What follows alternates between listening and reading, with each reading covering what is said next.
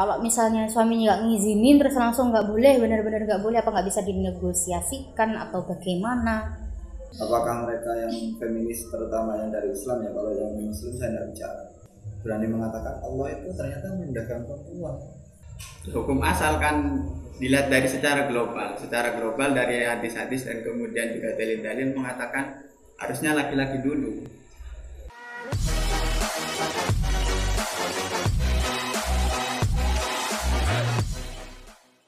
Kalau kita tidak melihat sisi positif dan sisi beban yang diberikan kepada laki-laki, namun hanya melihat kelebihan atau fasilitas yang diberikan oleh Islam kepada laki-laki, maka kita akan selamanya menganggap laki-laki itu mengkerdilkan perempuan. Seharusnya yang kita lihat bukan hanya fasilitas yang laki-laki dapatkan, namun juga beban dan tanggung jawab yang sangat berat itu ternyata dibebankan kepada seorang laki-laki. Jadi tetap aja berarti kalau misalnya ngelihat daripada beban, berarti mereka merasa perempuan itu gak bakalan sanggup menanggung beban tersebut. Kalau perempuan sanggup ya monggo. Artinya gini, itu gak bisa dijadikan alasan perempuan gak bisa jadi pemimpin gitu. Namun tentunya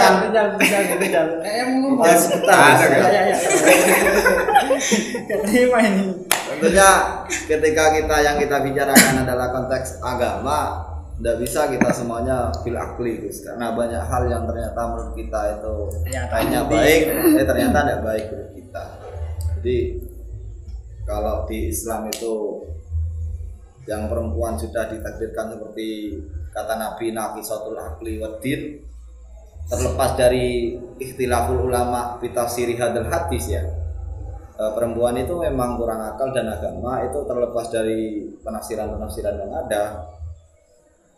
Ternyata memang Nabi saja punya pendapat yang seperti itu. Benar nikah teman-teman yang ada. Itu hadis itu. Benar nikah teman-teman yang di sini menentang, ya kalau menentang saya berarti kan kita saya beliau. Oh. Ya monggo dilanjutkan. Perlu diingat juga kan, Sayyidah Aisyah itu juga seorang perempuan, istri Nabi dan lain sebagainya. Tanpa adanya beliau tidak akan ada hadis-hadis yang akan kita pelajari sampai di detik ini. Terus menurut jenengan, menurut kalian itu bagaimana Sayyidah Aisyah itu mengajarkan hadis-hadis itu? Apa ditulis di surat? Kan nggak mungkin. Maksudnya paham kan? Karena di fikih juga sama nih, yaitu hal-hal yang berkaitan dengan perempuan, laki-laki jangan menjawab, karena yang layak untuk menjawab yaitu perempuan sendiri.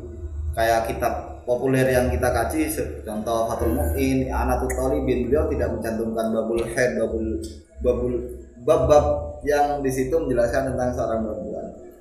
Dari melihat Sayyidah Aisyah di situ, dari sekian istri Rasul ataupun dari sekian istri sahabat, ternyata yang muncul hanya beberapa. Dan itu hanya untuk memenuhi kebutuhan yang bersifat darurat. Jangan semua perempuan merasa saya layak untuk ditampilkan, saya layak untuk mengajar, saya layak untuk begini. Lah ya itu makanya kenapa podcast ini ngundang perempuan. ini Ya saya memang punya berpikiran seperti itu gitu. Seharusnya perempuan tuh maju gitu loh, tidak hanya di rumah saja tapi berpendidikan. Dan menurut yang nggak terima nih seorang feminis, katakanlah seorang feminis, meskipun aliran feminis itu banyak sekali ya, nggak bisa mengeneralisasikan semuanya kan, macam-macam, ada feminis kiri kanan Islam apa. Nah itu masa perempuan itu cuma di rumah saja, masa perempuan itu hanya gini-gini. Iya benar, alasannya untuk memuliakan perempuan agar tanggung jawabnya itu nggak berat dan lain sebagainya.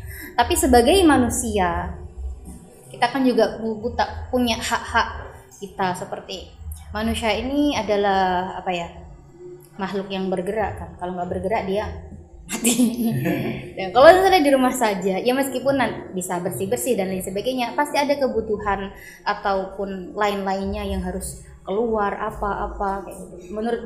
Menurutku lo nggak sudah kurang etis, kurang relevan saja kalau misalnya perempuan hanya disuruh di rumah saja dengan alasan memuliakan, karena kita juga manusia seutuhnya. Ya maksud saya jenengan kan Kayak Artinya misalnya kadang kan pasar. ada laki-laki yang mereka harus kerja sibuk di luar, atau kayak kita dosen gitu ya, harus ngajar seharian. Nanti beliau-beliau yang di rumah kan harus keluar juga ke pasar. Masa harus ke pasar atau kemana, harus izin dulu atau harus ngunjungin atau ribet kalau setiap mau keluar harus izin kayak gitu.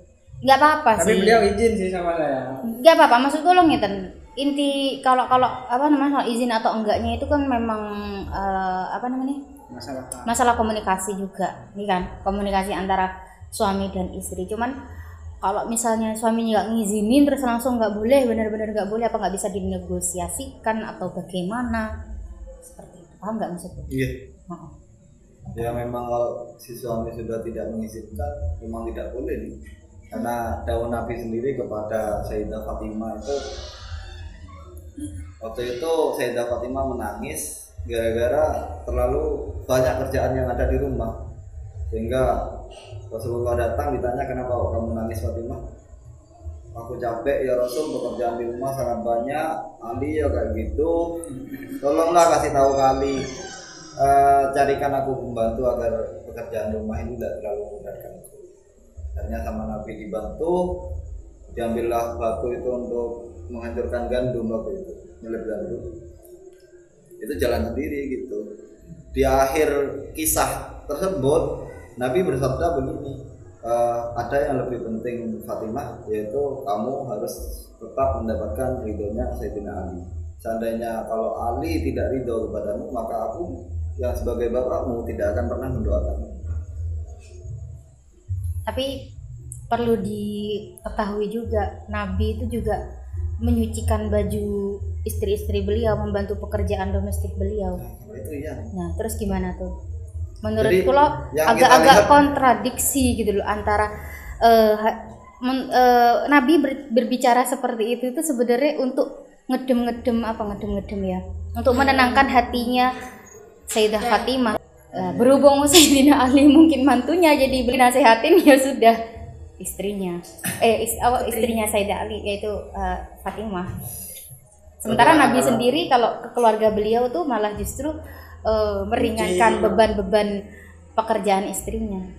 Dan kekurangan laki-laki Indonesia memang seperti itu nih, kadang Diakui. memberikan beban yang seharusnya ia lakukan, tapi kok istrinya yang melakukan, sehingga seorang perempuan khususnya perempuan Indonesia punya pikiran, oh kayaknya banyak sekali kewajiban untuk jadi istri begitu. Padahal di fikih sendiri tidak, terutama yang model-model kayak gini, kayak dosen-dosen begini. Itu kan nggak diminta, tapi kan ya. Yang penting nggak nyuruh gitu. Enggak, bahkan di fikih itu harus ngasih tahu, seorang suami itu wajib ngasih tahu, Dek, nyuci itu bukan kewajibanmu, Dek, masak itu bukan kewajibanmu. Suami itu harus ngasih tahu itu, dan suami juga nggak boleh memberikan beban itu kepada istri. Nah, kesalahannya orang-orang yang patriarki adalah menggunakan hadis tersebut atau cerita tersebut untuk menyuruh perempuan, awakmu ki Harus kerja, harus nyuci, ngeladenin masak dan lain sebagainya, karena pahalanya padahal sebenarnya itu bukan tanggung jawab istri, itu yang Salah istilah berarti. enggak, karena kan beda konteks sebenarnya gitu. Antara dengan sama beliau. Jadi kalau Ustadz Yakin itu lebih pada konteks tekstualis dari hadis tersebut.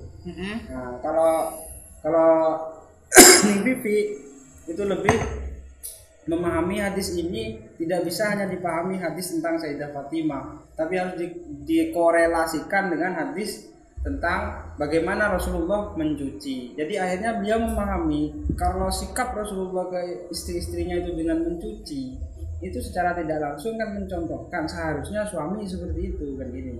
Kenapa kok yang ditegur Sayyidah Fatimah? Kata beliau ya, bukan kata saya ya.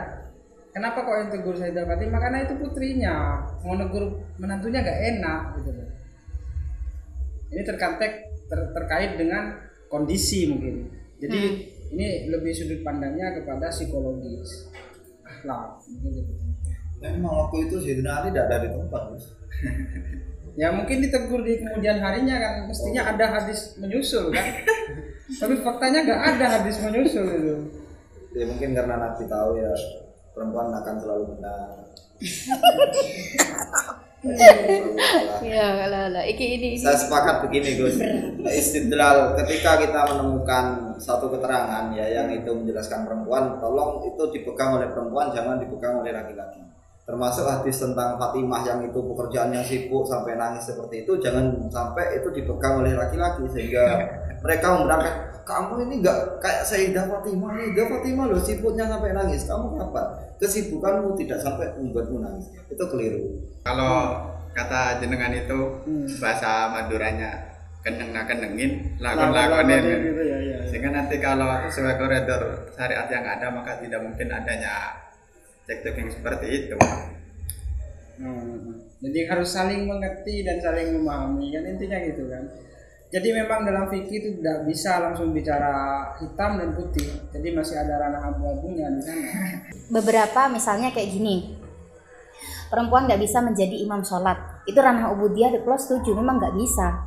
Tuh, menurut saya meskipun ada beberapa orang feminis yang mestinya di perempuan juga bisa menjadi imam, kalau situ nggak ada. Tapi kalau misalnya pemimpin itu masih bisa bisa dinegosiasi, paham nggak maksudku?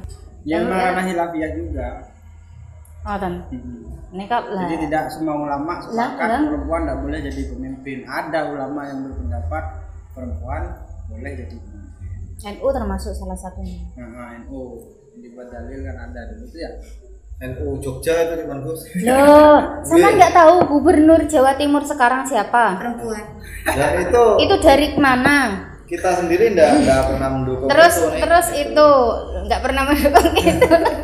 Terus apa namanya Bu Wali Kota Surabaya dan lain sebagainya. Menteri. Terus Presiden Jerman, Presiden Korea Selatan.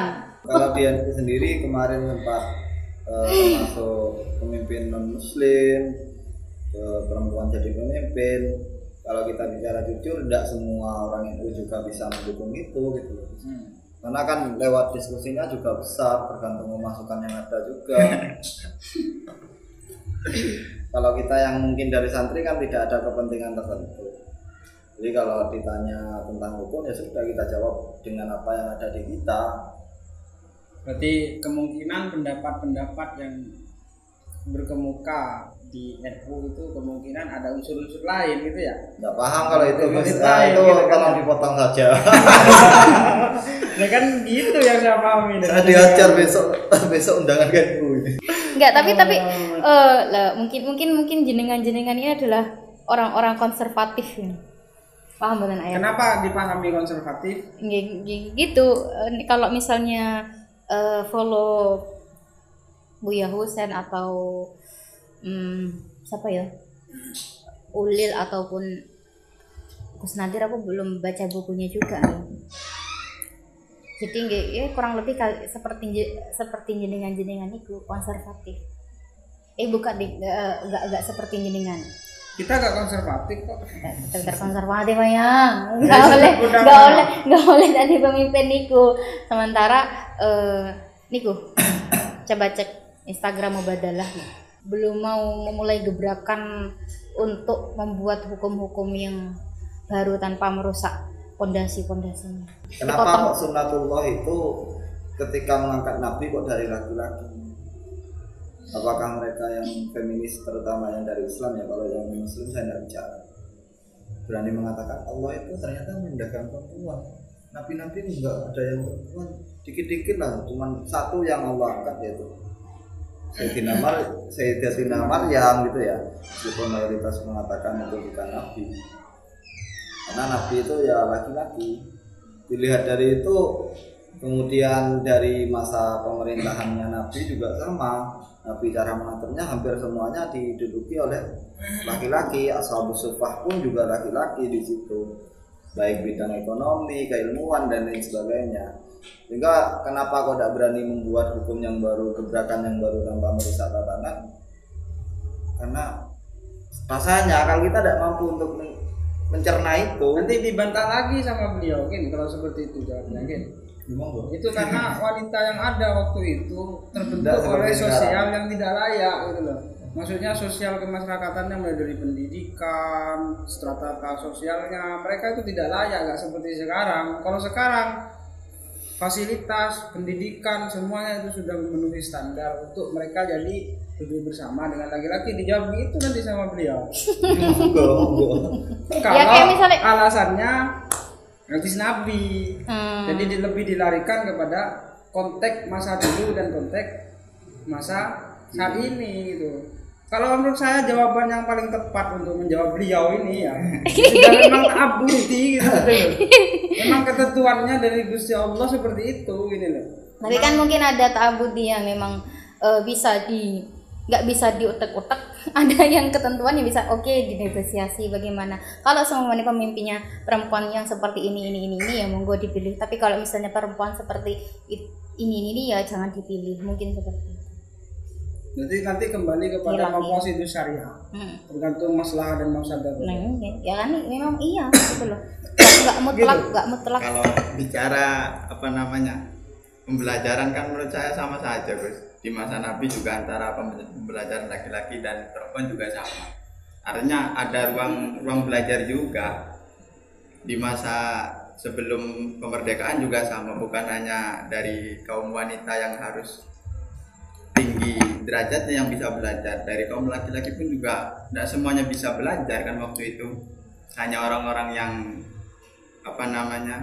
yang derajatnya tinggi saja kemudian bisa belajar masuk ke ranah orang-orang Belanda waktu itu. Tapi juga tetap zaman dulu itu nggak ada bupati perempuan tuh nggak ada. Meskipun mereka punya akses privilege untuk belajar bersekolah, tetap mereka nggak ada yang jadi bupati. Kalau emang mungkin di waktu dulu kan masih mengikuti ulama-ulama yang yang berpendapat bahwa mayoritas yang laki-laki yang harusnya menjadi pemimpin, tidak tidak khilafiyah. Kalau sekarang kan mungkin berani memasukkan perempuan karena ada khilafiyah itu, sehingga pas salah satu mungkin seingat saya salah satu dalil kenapa kok perempuan boleh jadi pemimpin karena dari Aisyah itu pernah memimpin perang kalau tidak salah, sehingga dari kejadian itu kemudian ya boleh kalau memang mumpuni di bidang itu.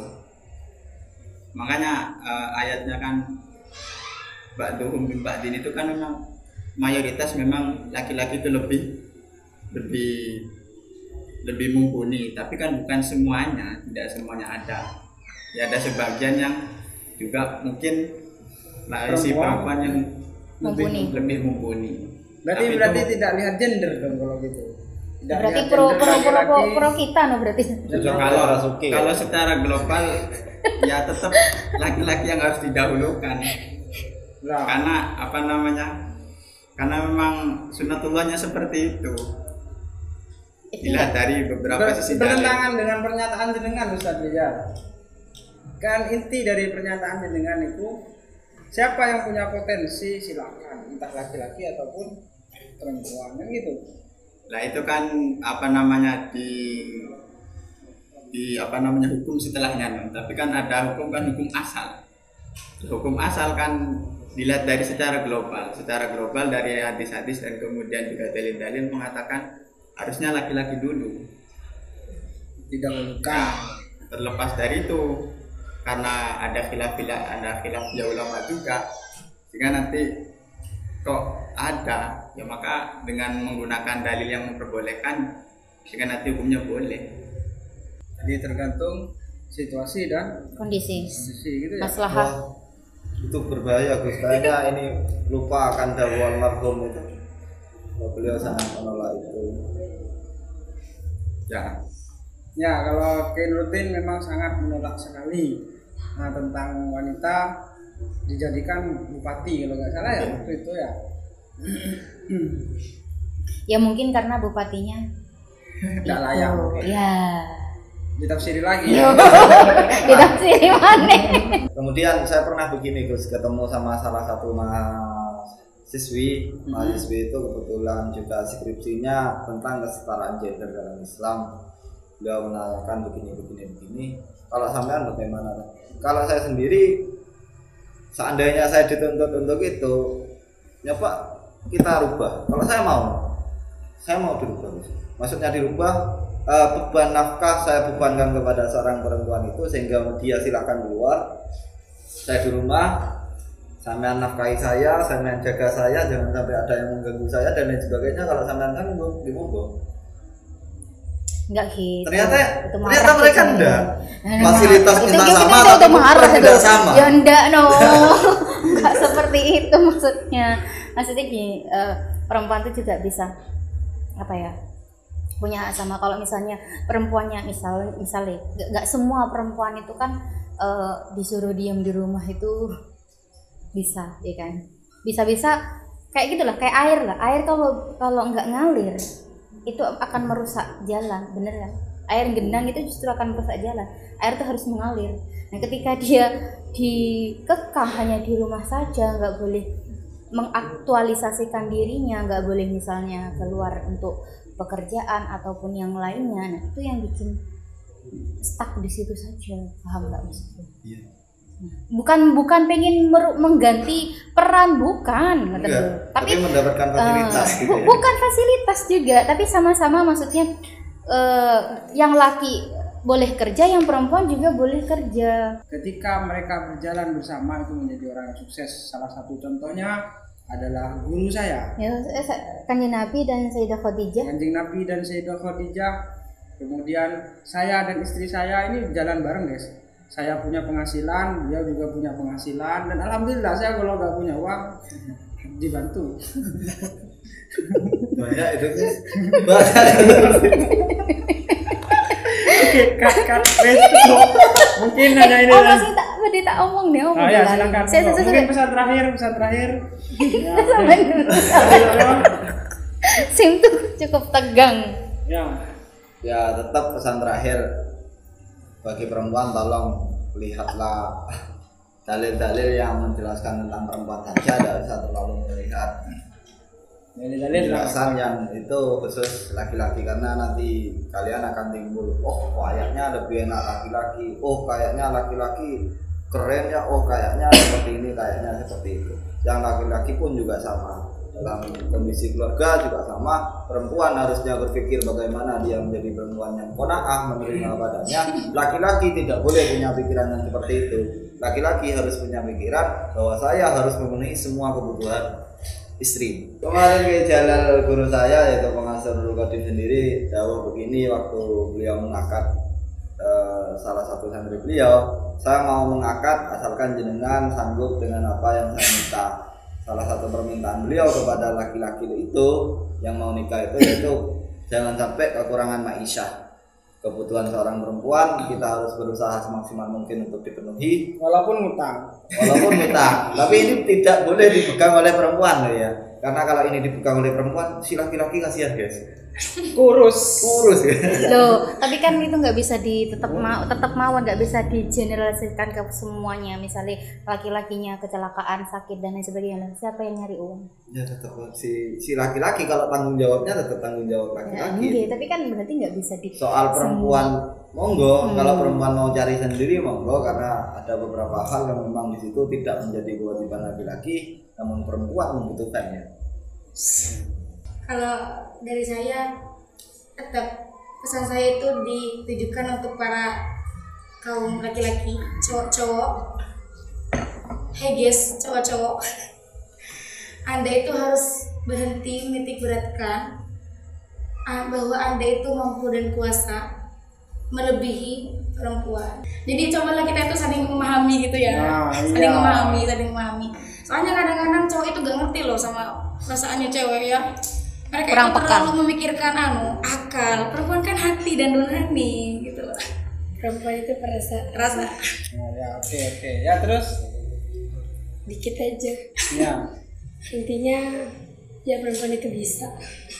Bisa apa? Perempuan itu bisa segala macam. Bisa lebih. Ya oke. Bisa Rija? Kalau menurut saya sama seperti yang sebelumnya. Pesan terakhir saya adalah jangan dandan keluar. Paling tinggi tujuan Saya sama saya Rian. Komarudin. Pesan terakhir. Dengerin ya. apa namanya tujuan tertinggi atau pencapaian tertinggi seorang wanita itu tetap seperti yang Bapak Hadona itu adalah mencetak generasi-generasi yang brilian. Kalau masalah nafkah dan sebagainya itu sudah ada yang ngurusi. Saya adalah si suaminya, meskipun di bab fikih pun ada ketika suaminya tidak bisa bekerja maka si perempuan juga boleh bekerja sama. Tapi tetap menurut saya yang paling dari pencapaian wanita yang paling tinggi itu adalah ketika dia bisa membuat putra-putrinya menjadi sosok yang soleh-soleha dan alim-alim. Bukannya takbir satu ulang. Iya, bukannya itu apa takdir itu jalan. Kalau nanti Semuanya takdir Gus, malam ini juga takdir. Takdir saya. Yuk, pesan terakhir Ning, yuk, monggo. Apa pesan terakhirnya? Ya apa? Jauhilah laki-laki yang patriarki. Oh seperti itu guys pesannya. Patriarki itu mungkin bisa dijelaskan seperti apa? Ya kurang lebih seperti itulah. Laki-laki itu merasa dirinya superior, bisa mengendalikan dan mengontrol perempuan. Perempuan pun juga sama, ada juga perempuan yang merasa bisa mengontrol pasangannya dan lain sebagainya. Jadi memang nggak benar kalau seperti itu guys. Jadi yang paling benar seperti kata Ustadz Yakin tadi, dan ini sama selaras dengan apa yang disampaikan oleh Ning Kafiah Sajidah. Jadi pada hakikatnya ini sama pemikirannya. Jadi apapun yang memandang rendah perempuan, merasa lebih superior itu nggak benar. Dan Ustadz Yakin juga tidak setuju dengan hal itu. Ustadz Ijal juga, kita juga sebagai laki-laki nggak setuju. Jadi hakikatnya diskusi ini sama guys. Ya, Cuman ngobrol aja. Ngobrol aja. Mengisi kekosongan gara-gara Hafid tidak bisa hadir. Hafid ada halangan guys. Jadi nanti jadi ini bukan inti dari pertama, ini masih mengisi kekosongan. Enggak, bukan mengisi kosongan. Ini mah justru paling wah malam ini ya. Dari awal start langsung ini Dari tiga podcast baru kali ini. Saya deg-degan. Oke, terima kasih. Wallahul muwaffiq ila aqwamit thoriq. Assalamualaikum warahmatullahi wabarakatuh. Waalaikumsalam.